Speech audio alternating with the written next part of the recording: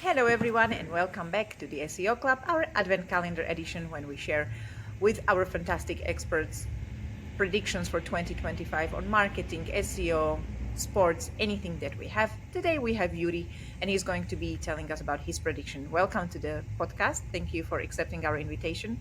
Shortly introduce yourself and please tell us what you think of 2025. What's coming? Yeah. Hello. Hi, everyone. First of all, thank you so much, Ivana, for the invitation. I'm really honored to be here. And speaking of myself, let me introduce myself shortly. So my name is Yuri. I'm currently working in the business development of the PR posting company, where we mostly specialize in the link building solutions, such as guest posting, forum backlinks, and so on. Speaking of the predictions, it's actually dynamic year which is upcoming in 2025. I believe there will be a lot of things which might be evolution and even changing the faster because the world space it's growing for the last years and it's actually getting like faster and faster all the time, especially with the AI evolution, because probably we know all of us actually using this in our everyday lives, like more or less. It also affects a lot the way we interact with the search engines, the way we interact with the most of our tools, the way we interact with our devices and so on. It's supposed basically to make our lives easier, but on the other hand, it has also some disadvantages. So maybe speaking of the SEO part, all of us here that it's been dying for the last 20 years, but it's still alive, fortunately, unfortunately. And what's coming in here in the following year to begin with, I believe it's balancing the AI with the human expertise, since on one hand, a lot of people and businesses are using AI in mostly all of the areas, starting with the content creation, starting with the lead prospecting, through the processes, how do they work with the clients, how they basically convert the prospects into deals, ending up with different processes, automation. James wanted to say hello to you. Sorry, James was making noise to say hello. Nice. The James is awesome assistant. He usually interrupts it, so welcome to the podcast. Okay. Continue, sorry. Sure, no worries. All right, so continuing speaking of the AI's role in the contents nowadays, so all we know that it's actually becoming more and more crowded in the digital space, right? And with that in mind, the AI usage is becoming more and more massive, which is on one hand helping us to save a lot of time, also to provide us some valuable hints, like for example Grammarly, which is amazing add-on if you, for example, write some text and so on, right? Like most of us using this. But on the other hand, it's important to keep aware, to basically be aware of the unique contents and quality contents, which is still very important, especially in the Google ranks, because we know that Google is actually doing their best to basically, to show the most relevant contents to the searcher's intent, which means that with the AI generated contents, which is mostly generic, it's not something that really people are looking for. And mostly like me or you, if we are looking for some specific contents, for some specific information, and we are going into the Google search, we would rather like to check for some human created, for some real insights that only people can generate, since the AI, it still has its imperfections, let's say. It could basically hallucinating, it could provide us some irrelevant information, and obviously the AI still is not able to actually to deep dive into certain personal informations or certain data, right? So with that in mind, basically what I'm going to say that the insights that human can provide are still on top of mind and are still very highly appreciated. Most of us, I believe, are aware of the EAT framework, which is Google obviously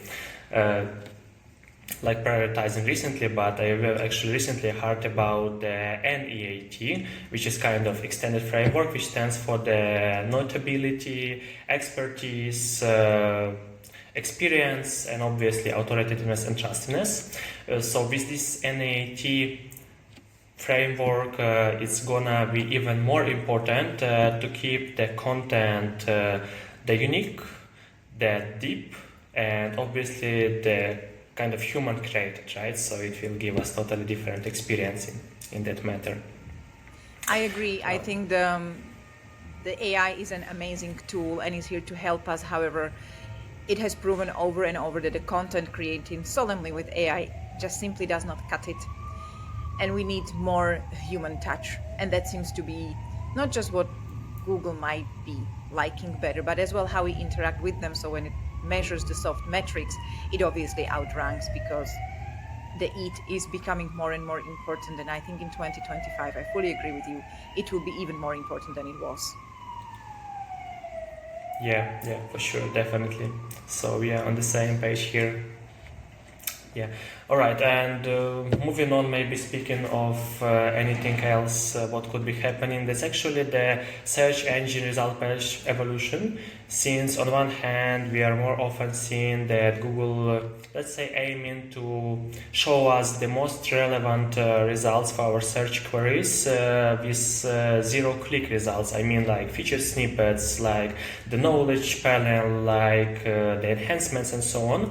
So all of these changes on one hand makes our life easier, because we don't have to click through different websites in order to see the most relevant information for us. But on the other hand, it obviously affects the organic traffic itself.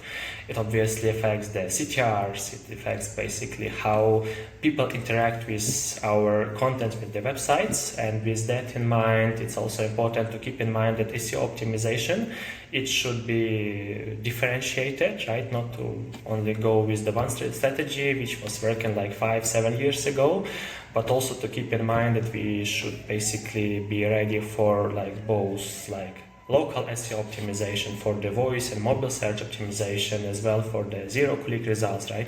So if we are appearing there, even despite we are not getting the traffic itself, still means that our content or our information is relevant and obviously reputable in that case. Yeah. Yes, zero clicks, definitely. AI overviews are coming. That is like zero clicks on steroids, let's be honest. But here what comes important very much is the brand, because that's what can still stand out in zero clicks. So fantastic. I truly agree. It bites to the quality content, obviously, to dominate zero clicks. People also ask knowledge panels. It all comes from great content that we need to provide, not just for the Google. We need to keep remembering that we're creating for humans, not for Google, even though we are praying to Google. And AI overviews are coming. So again, the quality content. So I love this prediction, quality content all the way. However, you are an expert in links. How do you support that? How do you support it? How do you support quality content and unique content with good links? How does that tie together? Yeah, well, good question. Thanks for mentioning this. Indeed, since we are mostly dealing with the link building activities, right?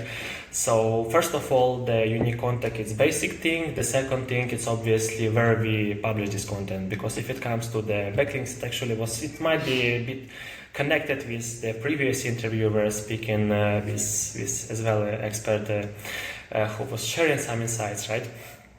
So in these categories, mostly we take care about the, let's say, approach quality over quantity. Since, well, we can go for the number of the backlinks, we can basically, we can contribute, we can basically create kind of generic content, we can place it into many publishers, many websites, but still it won't affect in the long term as much as the good quality content which is placed on the authoritative and unique websites, which maybe won't give us the quick wins, let's say, but on the other hand, with the time flies by, it will be contributing to our websites rankings, to our website's authority, so it will be driving our SEO's rankings, obviously. So speaking of our approach in this area, we are trying to basically help our customers just by recommendations. We are not basically, let's say, we are not doing this for themselves as an agency, but on the other hand, there are certainly certain recommendations which we usually provide in that area in order to just keep it effective, because we are not aiming people to just, to spend their marketing budgets just for its sake, for itself, but also to see there are some results, and we all know that in the SEO it's rather a long-term run. So we are not suggesting to make any, let's say, quick win strategies. We are not suggesting to, let's say, to do any not prioritize the quantity over quality. Sorry, James is very active today. He really loves this podcast. He likes podcasts, so he joins. Thank you very much for sharing. Sorry for James interrupting all the time. But it just only means that he likes you and he wanted to see who is speaking. I love it. Quality content, quality links.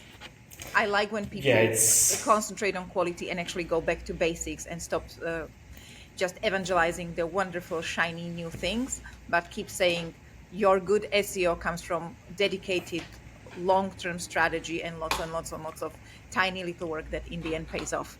Thank you very much for joining us. I absolutely loved it. And see you in 2025 when we'll be saying how to implement all of these wonderful tips into our strategy.